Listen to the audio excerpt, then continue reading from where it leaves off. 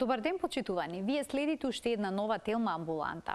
Како реагират пациентите кога ќе ја слушнат диагнозата карцином? Од што зависи? Дали ќе се повлечат во себе? Ќе се обидат да ја скријат вистината од блиските или воопшто нема да реагираат? Како изгледа справувањето со стравот од смртта, неизвестност од повторувањето на болеста или губењето на контролата над сопствениот живот? Нова тема денес ке разговараме со Елена Трпчевска, психолог на клиниката за онкологија и радиотерапија. Разговорот следува веднаш по блокот реклами, а ќе оставиме простор при крајот на емисијата да поставите ваши прашања во програма.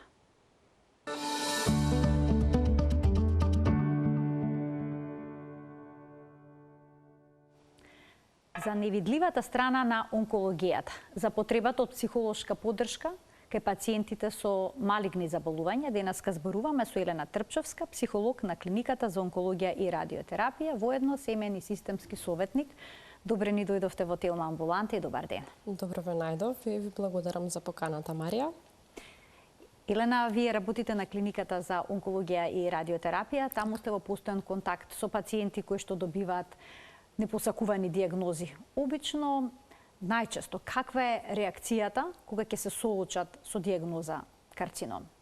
Пообично првата реакција која што ја именуваат сите пациенти е дека доживуваат на почетокот шок. Тоа е некој момент што не го опишуваат како земјотрес. Некои пациенти доживуваат тага празнина, неверување, некои лутина и бес, и сите тие реакции на почетокот се нормални. И повеќето пациенти даваат исказ дека после дознавање на диагнозата се одвива многу брзо. Знаете, сите тие испитувања што следат за да се отпочне било каков третман на клиниката за радиотерапија и онкологија, па некаде после втората, третата терапија веќе они доаѓаат полека во контакт со реалноста што навистина се случува. Така, дали сите минуваат низ овие типични фази на емоционална реакција по добивањето на диагнозата во деновите што следуваат потоа, или пак се среќавате и со пациенти кои што едноставно не реагираат никако, како ништо да не се случило? Па, според стручна литература постојат фази на емоционална реакција. Тоа се шок и неверување, лутина, преговарање, тага и депресија и прифаќање. И генерално сите пациенти минуваат низ овие фази, само што секој од нив се задржува различно во секоја фаза. Нема правило колку ќе се задржи одреден пациент во некоја фаза. Тоа значи дека тие пациенти што не реагираат се во некој привиден мир и тоа е фаза, односно е начин за справување, механизам за справување со ситуацијата? Па можеби тоа кога не реагираат, можеби некаде се заглавени уште во таа првата фаза на шок. А привидниот мир е вид на одбранбен механизам. Тоа е привиден мир, изгледа од надвор дека е мир, додека од внатре во суштина тоа не е мир. Тоа е потиснување на реалноста, тоа е анксиозност, тоа е вознемиреност.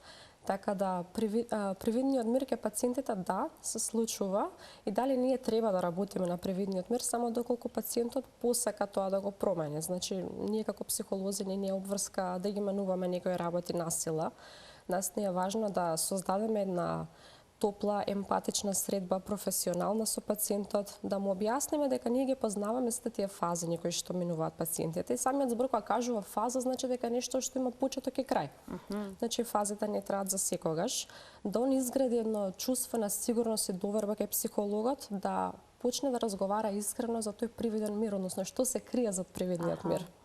А од што зависи како пациентот ќе прими информацијата за болеста? Од повеќе фактори. Пред се многу е важно како ќе му биде соопштена диагнозата карцином. Од неговата структура, од неговата личност, од претходни трауми, од претходни стресни настани, од што за него значи зборот карцином. Има бројни предрасуди, митови кои што се поврзани со таа болест. Претпоставам и тоа влијае. Па, генерално, кога ќе се слушне зборот карцином, некако го поврзуваат сите со нешто што е најтешко. Потаму нели доаѓа дека сега јас се соочувам со нешто најтешко. Меѓутоа понатака дознава дека и не е тоа така, затоа и постои клиниката за онкологија и радиотерапија, затоа што нуди лекување. Така, сега доаѓа на ред лекувањето, хемотерапијата, зрачењето, има разли типови имунотерапија, биолошка терапија и слично, но сите тие се релативно тешки за пациентот. Што има најголем предизвик во тие моменти на лицата кои што се лекуваат? Па пред се терапиите кои што ги примаат пациентите, дали е тоа хемотерапија, имунотерапија или радиотерапија, тоа не се само медицински искуства. Тоа се и психолошки искуства. Значи, тие представуваат стресни настани. Со тоа што лекувањето од карцином е делумно долго лекување. Значи не е нешто што се завршува во еден ден. Дали ќе се примаат 5, 6, 10 циклуси, можеби 30 зрачни терапии, па потоа ќе следат испитувања, па нови третмани. Тоа значи ќе имаме повторување на тие стресни настани. Како ќе влијае терапијата, како ќе влијаат несаканите ефекти врз телото, како ќе се носи тој човек со секојдневните обврски доколку нели траат тие несакани ефекти. А психички последици би биле анксиозност, хроничен замор, може да се јават и когнитивни потешкоти, проблеми со концентрација, со помнење.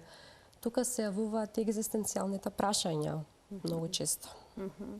А од вашето искуство, што им представува поголем психолошки товар? Несаканите ефекти од терапиите или пак можеби губењето на косата? Марија, комбинирано и двете. Знаете, нема едно правило како што повеќе ќе влијае. Кај некои пациенти повеќе влијае како ќе влијае терапијата, оние несакани ефекти, доколку се изразени. Не значи дека сите ги имаат тие несакани ефекти, тие може да постојат, може да не постојат. Додека кај некои апсолутно многу влијае промената во изгледот, губењето на коса, затоа што тоа е промена во сликата за себе. На сите ни е важен изгледот. Додека има пациенти кои што воопшто не се освртуваат кон тоа што изгубиле косата, велат во ред, добра, коса е тоа ќе порасне, они се осврнуваат кон тоа како да помина полесно терапијата, што да јадат, што да пијат. Како влијае на психолошкото здравје потребата од изолација за време на терапијата, потоа стравот од инфекција кој што е присутен?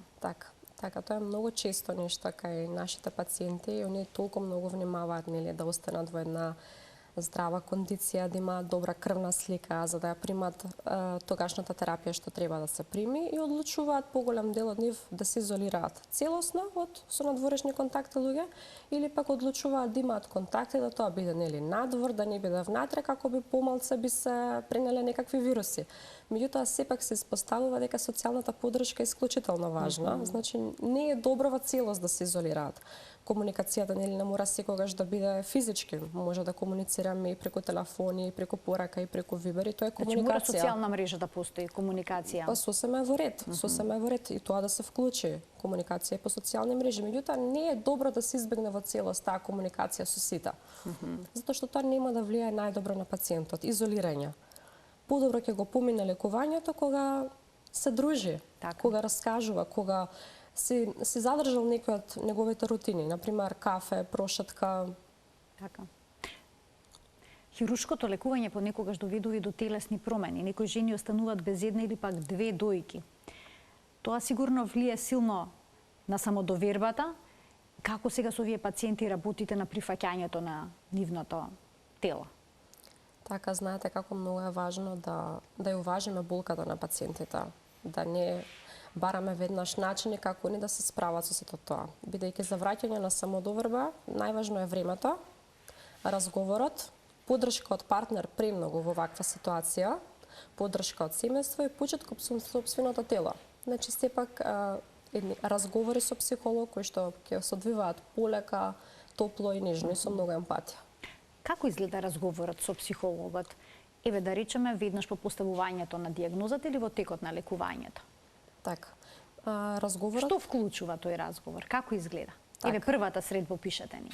Па знаете како, се зависи многу зависи во кој период од лекувањето ќе дојде пациентот. Дали ќе дојде некаде на почетокот, на средината кога насобрал многу емоционален товар и кога сам сватил дека е време за психолошка поддршка, дали ќе дојде на некаде при завршување на третманите. Обично кога доаѓа?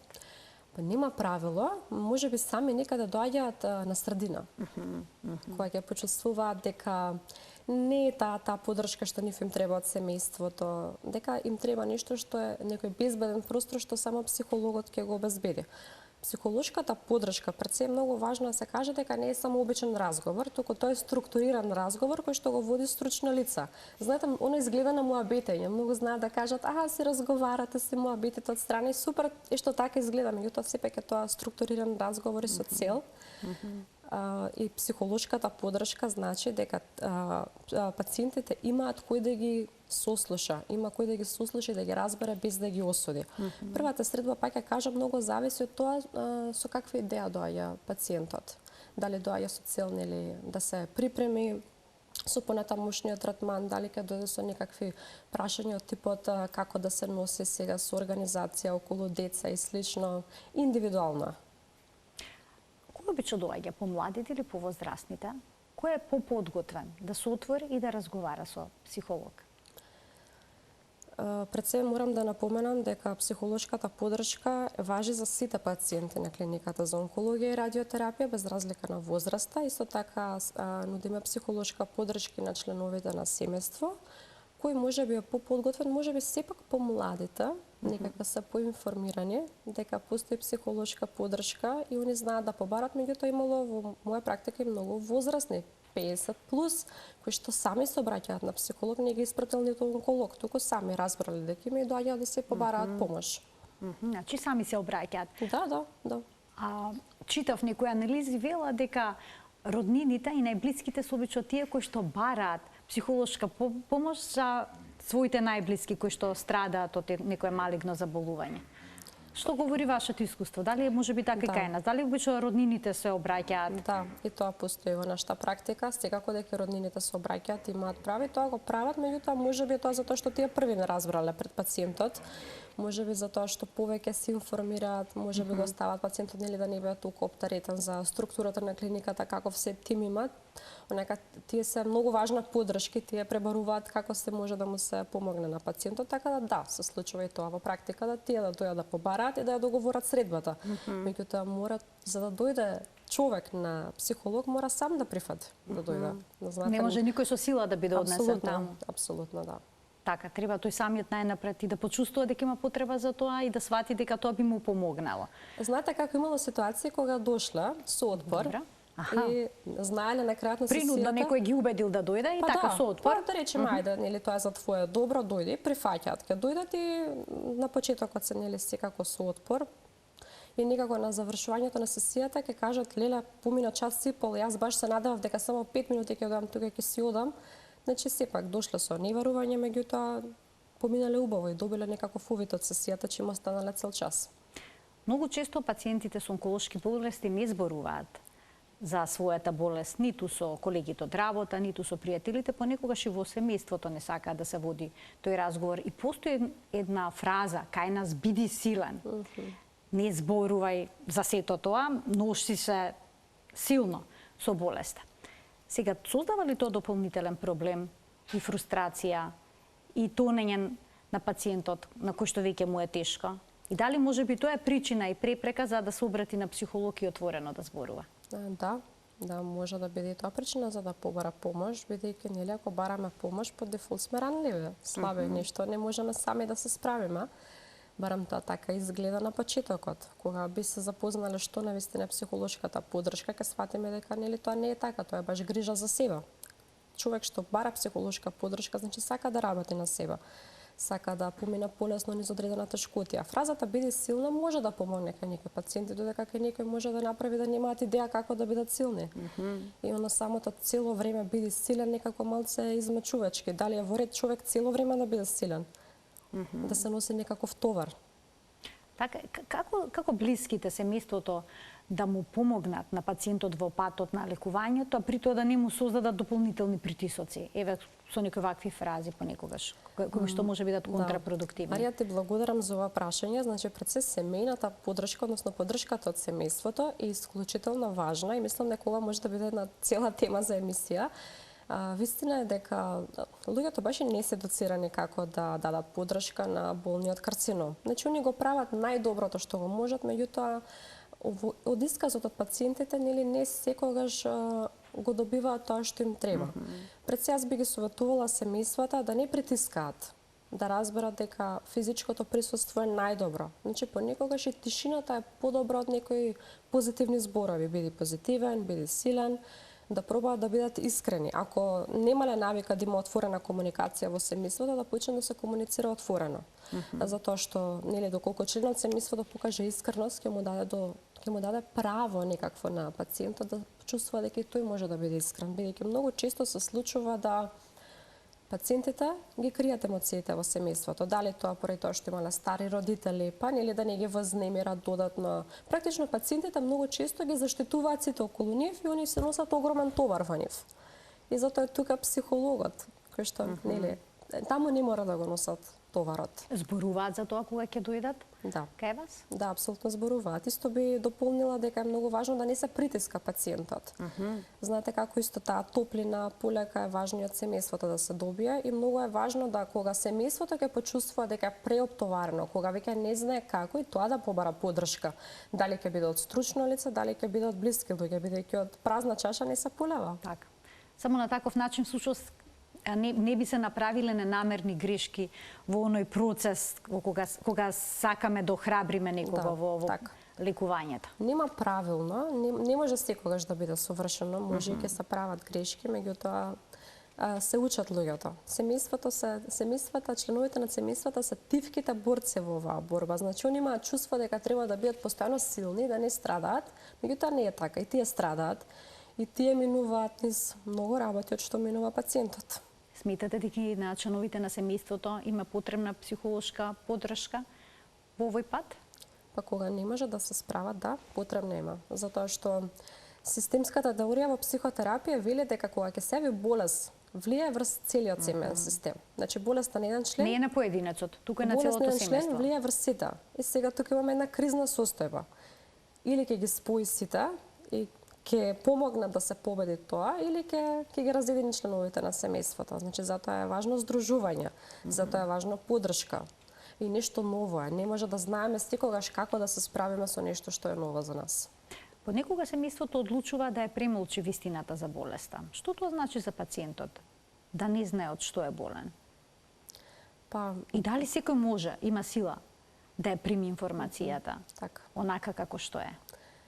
Генерално, нели секој човек има право да знае што се случува со себе и не можеме некој, еве како членови на семејство, вие не можете од секого да скриете. Мислам, луѓето читаат, гледаат, слушаат кандидати, вие не можете со секого тоа да успее. Меѓутоа, во кои ситуации семејството одлучува да ја скрие вистината? Можеби е тоа добро, можеби е тоа кога се работи за постари лица кои што имаат хронични заболувања, пример диабетис, деменција.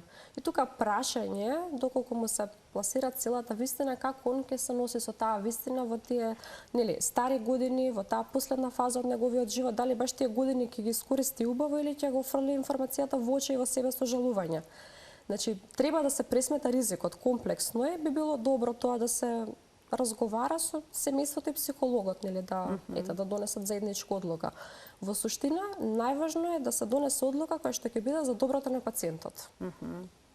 А како да му се помогне на пациент кој што стравува за сопствениот живот?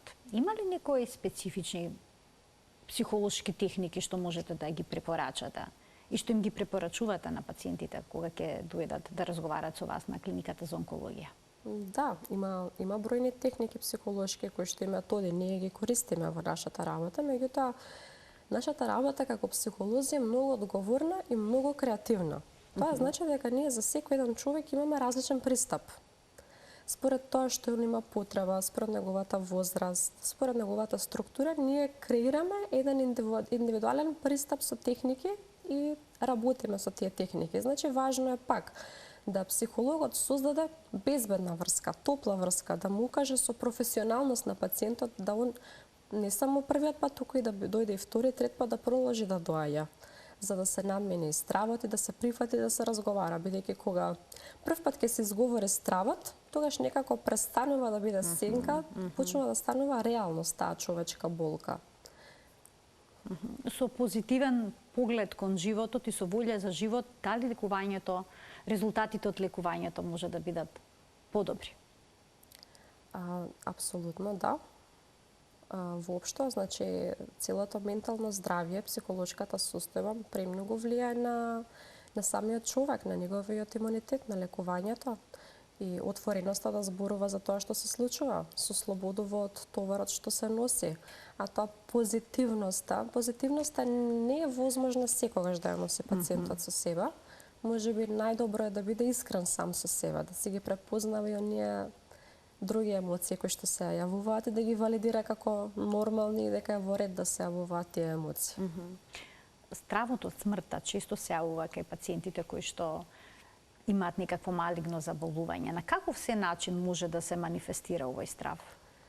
Марија, Како се препознава? Да, Марија, тоа е многу една длабока тема, стравот од смрт, и тоа е една од најдлабоките човечки стравови.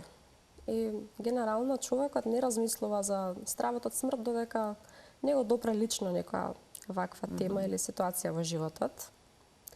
Така да и стравот од смрт многу ретко се кажува директно се плашам дека ќе умрам или се плашам дека нешто ќе ми се случи. Многу често луѓето не го изговараат тој збор, го викаат тоа, она, дури не можат ни да го именуваат. А многу често се изразува со постојана напнатост, раздразливост, бес и лутина кон блиските, симптоми на депресија. Така да овие разговори се всушност многу длабоки, многу нежни. Парадоксално, разговорите за смрт се најдлабоките разговори за животот. За животот всушност се зборува. Да. А што се оние пациенти кои што се обседнати со исходот од лекувањето? Дали тоа е исто така поврзано со овој страв за што зборуваме? Па, можеби да, затоа што стравот од смрт не секогаш е стравот од смрт. Некогаш е прерано губење на животот, некогаш е разделба со саканите. Така.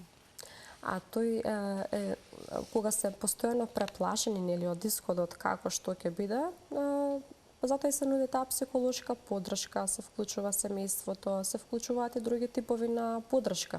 И пак ќе кажам дека треба да се погледне пациентот, нели, да се поразговара, да се види со него и да се формира еден индивидуален пристап како би се работело со него понатака. Обично колку често треба пациентите да доаѓаат, односно клиентите се како ги нарекувате на разговор со психолог? Така, нема правило, пак е зависност од потребата на пациентот. Значи, некогаш се договараме на секоја терапија, после завршена терапија да дојдат да се видиме.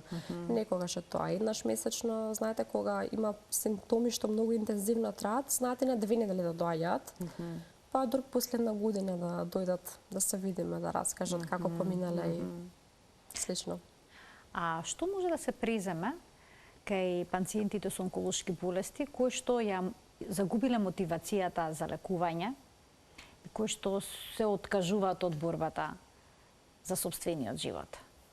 Па ако до тогаш не било вклучена психолошка поддршка, време е веднаш да се вклучи психолошката поддршка и доколку и таа не помага, тогаш е во ред нели да се побари психијатриска помош. Така, значи не е исто психолошка психијатриска помош. Не е исто. Како се одлучува какој пациент што е доволно, што приоритетно?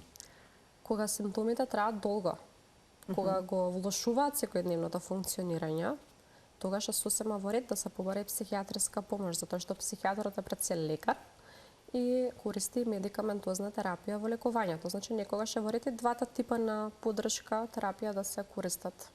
И психолошка и психијатриска помош. Комбинирано. Да. Значи и лекови и разговор со психолог. Така, да. Како им помагате на пациентите со карцином кои што имаат деца во домот? Со какви стравови тие најчесто се соочуваат? Што споделуваат со вас? Така, пациентките, мајки, млади, татковци кои што имаат, ајде да кажеме, мали деца, разговорите ни се најмногу околу тоа да разберат дека не мора да прават се сами. Дека апсолутно може да побараат помош, да побараат поддршка, нели околу организација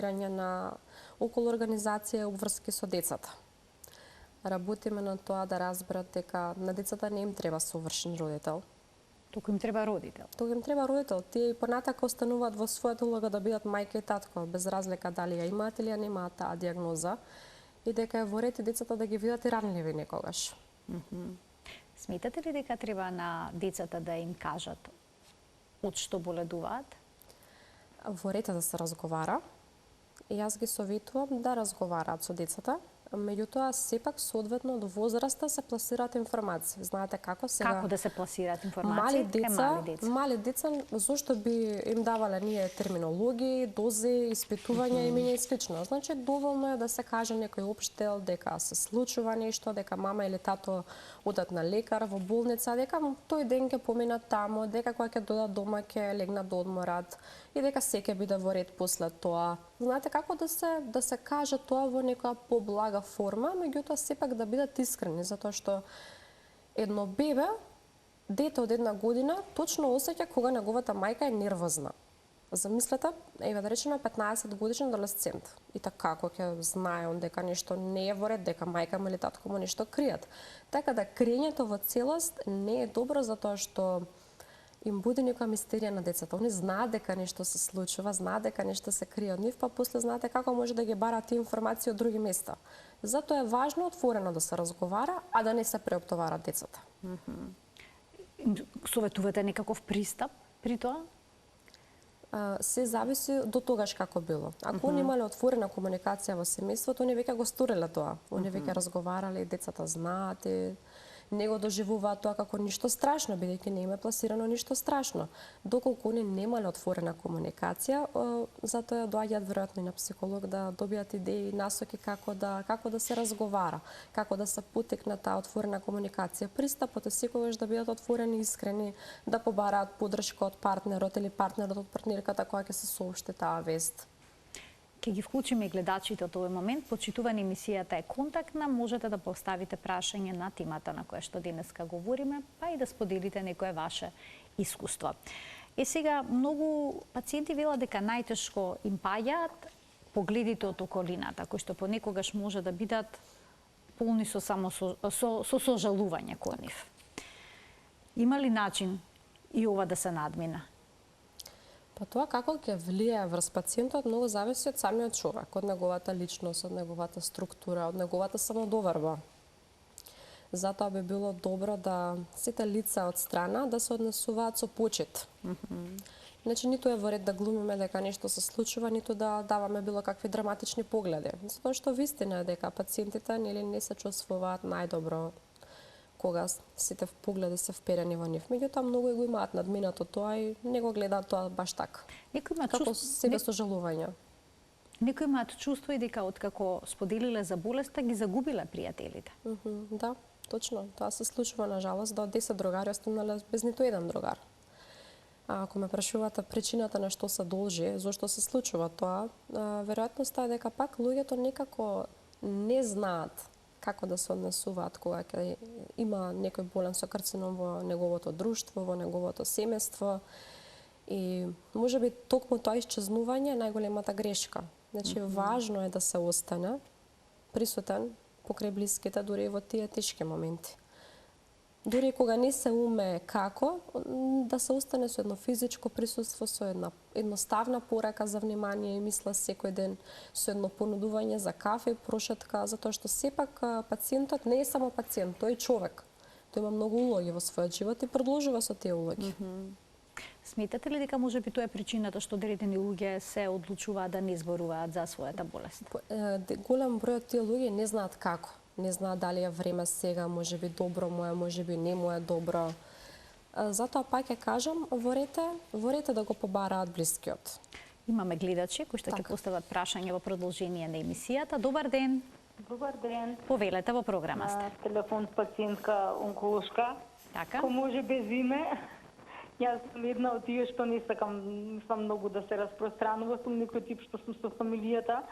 Сакав да ја прашам докторката, еве вака, како на психолог. Сега е едно 2 месеца сум дома, некако многу психолошки падна. Претходно бев многу добра. Така. Ама некако во овие 4 зида, мислам дека мислите летаат до на крај на светот, ама тешко ми оди да си помогнам сама на себе. Па сега барате совет. Како да се соочите со оваа ситуација и да излезете од неа? Да, пошто нова ситуација, јас сум веќе 3 години со ситуацијава, меѓутоа некако сега ова ме легна и некако потешко го пребродувате овој период. Така. Да, Ви благодарам што се вклучивте во програма. Пријатно, ви посакувам пријатен ден и добро здравје. Секако повелете што би советувале во оваа ситуација. Така и благодариме на пациентката што се јави и разбирам дека тоа не е едноставен период низ кој што минува, меѓутоа она веќе самата е јасно зошто се чувствува така, сама кажа заради социјално повлекување.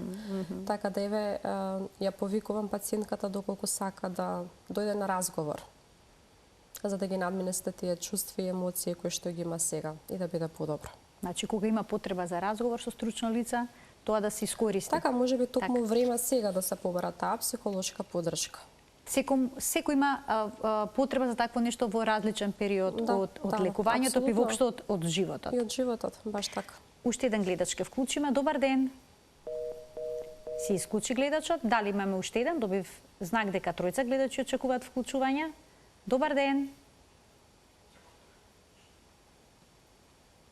Уште една можност за гледачот. Добар ден. Добар ден. Во програма сте, повелете. Ве слушаме одлично. Правен сам операција од карцином. Добра. Јас ќе ве замолам само да го следите разговорот преку слушалката. Мислам дека ви е вклучен тонот на вашиот ТВ приемник. Се чуно малку. Така, намалете го, за да можеме флуентно да разговараме. Колку што разбра, вие сте... 22 година сум правен. Добра. Се осеќам болци. Так. И од клепот треба правен и од чило треба да имам се прави. Сега некои нервози ме само терат и каути. Така, чувствувате нервози постојано. Да немате само уште некој подпрашање?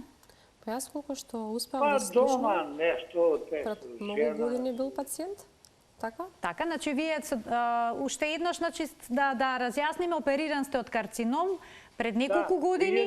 2022 година. Так. Сега чувствувате болки, но истовремено чувствувате и нервоза. Да. Така? Чувствувате голема нервоза во овој период. Така? Уште нешто да додадете во однос на психолошката состојба? Па треба да имам да се правам операција од чил, ама не смеам. Страна е више голем. Така, добро, мислам дека не треба да чувствувате срам. Ви благодарам за вклучувањето, што можете да советувате? Му благодарам и јас за вклучувањето. Значи, веќе кога спомна дека пред 3 години се лекувал, значи имаме тука пациент со успешно лекување. Нервозата сега може да биде, знаете како, од најразлични причини присутна кај него. Меѓутоа, сепак ќе кажам, кога човек е свесен за тоа, многу е важно да разговара. И доколку не може да го препознае причинителот на таа нервоза, тогаш е добро да се разговара со психолог. Кога веќе го препознаваме кој е причинителот, тогаш нели можеме да разговараме со други блиски лица. Исто така спомена дека се спрема за операција. Па можеби од тоа баш му треба припрема за операција. Каква ќе биде операцијата, можеби не е доволно запознан со информациите пациентот. И тоа создава притисок. И анксиозност и неизвестност што ќе се случи, како ќе се случи. Веројатно се работеше и за постара личност, така да важно е да добие поддршка од семејството или да побара повеќе информации од докторот. Така, повеќе од информации од докторот, разговор со семејството доколку има потреби, разговор со стручно лице. За медицинскиот дел апсолутно да добива информации само од докторот, затоа што само докторите имаат право да зборуваат за тој дел. Така, уште еден гледач ке вклучиме. Добар ден. Ало, добар ден. Во програма сте, повелете. Јас сум пациент со миелом мултиплекс, веќе до февруари 17 години. Така. Меѓутоа, јас болеста си ја сватив како најнормално. Така да секогаш позитивно мислев и професор Стојановиќ на хематологија, фала му многу го поздравувам. Исто и сега професорката Маргица Павковиќ, бидејќи кај неја одам, пошто тој отиде во пензија. Јас сум многу задоволна. Меѓутоа, секогаш сум мислела позитивно. Така да се борам веќе 17 години со оваа болест. Во последно време малку и јато ми беше многу покачено. Со терапијата што ми даде професорката Павковиќ, многу сум задоволна, намалеа резултатите. Така да јас многу позитивно мислам. Значи, секогаш излегувам и со пријателки, со колешки, на кафе и Јас сум си ја прифатила болеста така како што треба. Значи тоа е нормално. И затоа сум многу задоволна. Значи психички воопшто не паднав. Значи секогаш позитивно мислев. И затоа им препорачувам на сите пациенти со карцином само позитивна мисла. Професорот Стојановиќ, Господ здравје нека му даде, секогаш ми велеше: ти си ми многу позитивен пациент. И значи секогаш сум размислувала позитивно и затоа сум ја победувала болеста 50%. Така. Со една позитивна мисла. Ви благодарам. Така. Да сакавте уште нешто да додадете? Не, и благодарам на Така, ви докторката. благодарам за вклучувањето, ви благодарам што го споделивте вашето искуство и што дадовте насоки всушност како може полесно да се минува и низ тешките болести со позитивна мисла. Баш така, и благодариме на пациентката за убавата мисла што ја сподели убавото искуство со сите што го слушаат се во ова. Сега, оние кои што се борат долго време со некоја тешка болест и се во ремисија, значи има подобра ситуацијата. Колку често се соочени со притисоци при секое ново испитување и со мислата да не се врати болеста? Што тоа значи за психичкото здравје? Така, значи, кризата може да се јави во различен период. Ке некои луѓе токму во овој период се јавува најголемата криза, односно го покажуваат највисокото ниво на анксиозност. Откако завршило се, откако полека почнуваат да се ослободуваат од сите емоции што ги држале во себе, меѓутоа тука исто е неизвестноста. Нели што ќе се случи понатака, како се тоа ќе изгледа, и они практично се учат да живеат со таа неизвестност. Многу од пациентите, односно нели сите се соочуваат со тоа чекање на резултати, неизвестност и секој следно одење на онколог е за нив стрес. Така. Меѓутоа се учат да живеат со тоа. Може ли да се научи да се менаџира тој стрес? Апсолутно, со некои техники, со некои мисли пред да се земе резултатот? На некој е страф резултатот да го подигнат. Да, меѓутоа значено има да знаат што пишува на тој резултат. Така да тоа се нормални емоционални реакции кои што нели ќе се јават. Неизвестност, анксиозност, слушаат дека се е во ред и продолжуваат напред, доколку слушнат дека има нова промена, значи повторно се вклучува семејството, се вклучува психолошка поддршка и продолжуваат таму каде што застанале можеби некогаш. Дали е важно кај пациентите кои што се борат со некоја тешка болест, во овој случај онколошка, да имаат чувство дека имаат контрола над нешто? Например, контрола над лекувањето, контрола над дневна рутина. Така.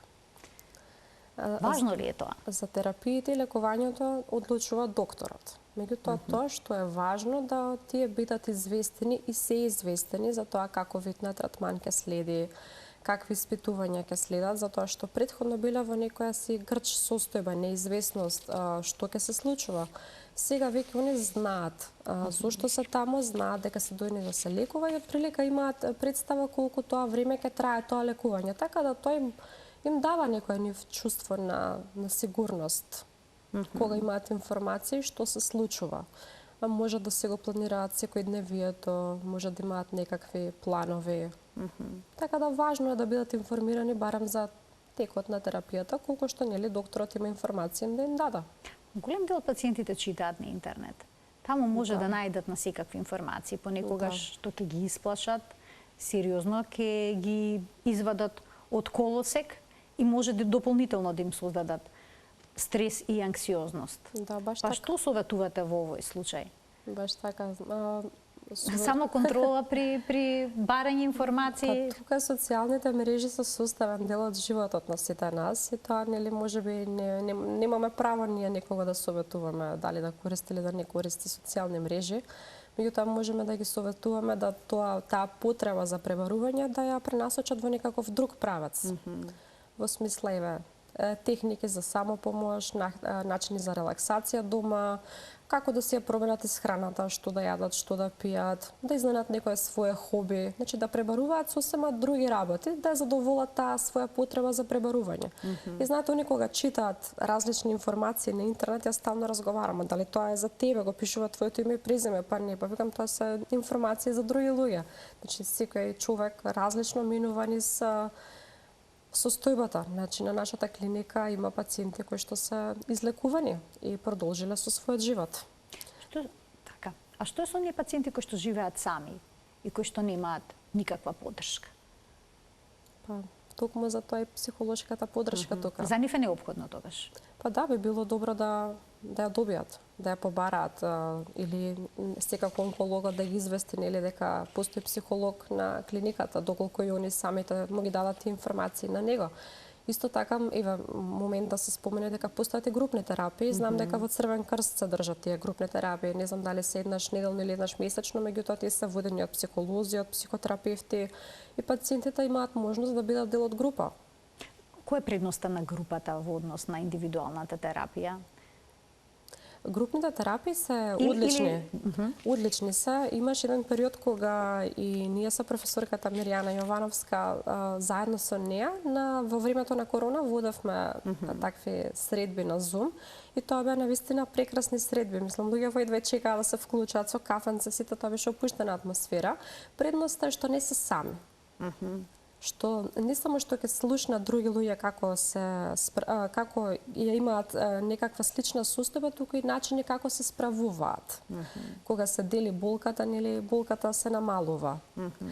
Се здружуваат, социјална поддршка имаме, гледат како другите постигнуваат нешто, резилиентни снаги што можеби оние ги немаат. А сето тоа е водено сепак од нели терапевт или психолог, нели не се оставени сами на себе само да муабетат. Елена, како се случи вие да работите како психолог на клиниката на онкологија? Колку време сте таму? Па, како психолог, значи, од почнување на кабинетот, тоа е некаде 2019-2020 година, ги стававме почетоците на психолошкиот кабинет на клиниката за онкологија и радиотерапија.